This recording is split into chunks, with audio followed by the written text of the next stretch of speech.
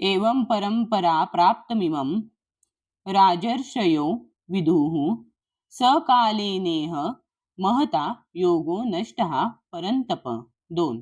एवं याप्रमाणे परंपरा गुरु शिष्य परंपरेद्वारे प्राप्त झालेले इमम हे विज्ञान राजऋषयः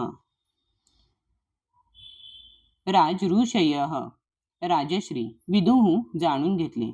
6. ते ज्ञान काळाच्या ओघामध्ये इह या जगामध्ये महता महान योग हा एखाद्याचे भगवंतांशी असणाऱ्या संबंधाविषयीचे विज्ञान नष्ट परंतप शत्रूला ताप देणाऱ्या हे अर्जुना.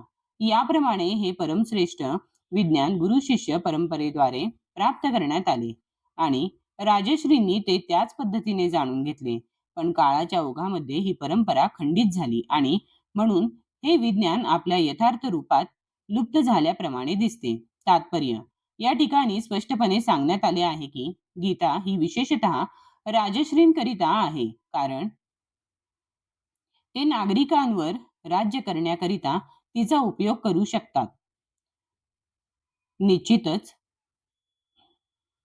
भगवद्गीता ही कधीच आसुरी प्रवृत्तींच्या लोकांसाठी नव्हती, कारण असे लोक गीतेला अर्थहीन करतील व त्यामुळे कोणाचाही लाभ होणार नाही. तसेच स्वतःच्या वैयक्तिक लहरीनुसार गीतेवरील सर्व प्रकारच्या भाष्यांची ते रचना करतील.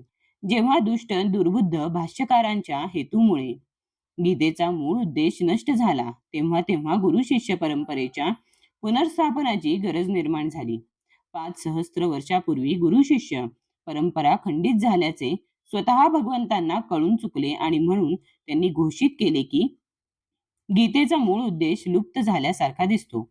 त्याचप्रमाणे आजही गीतेच्या अनेक आवृत्त्या आहेत, विशेषतः इंग्रजीमध्ये, पण त्यांपैकी बहुतेक सर्व प्रमाणित गुरु शिष्य परंपरेला अनुसरून नाहीत. विविध सांसारिक विद्वानांनी गीतेवर लिहिलेली असंख्य भाष्ये आहेत, परंतु त्यामुळे बहुतेक सर्व पंडित जरी श्रीकृष्णांच्या नावाखाली उत्तमपैकी व्यापार करीत असले तरी ते श्रीकृष्णांचा पुरुषोत्तम श्री भगवान म्हणून स्वीकार करीत नाहीत. ही आसुरी वृत्ती आहे, कारण असुरांचा परमेश्वरावर विश्वास नसतो. ते तर केवळ परमेश्वराच्या संपत्तीचा उपभोग घेत असतात.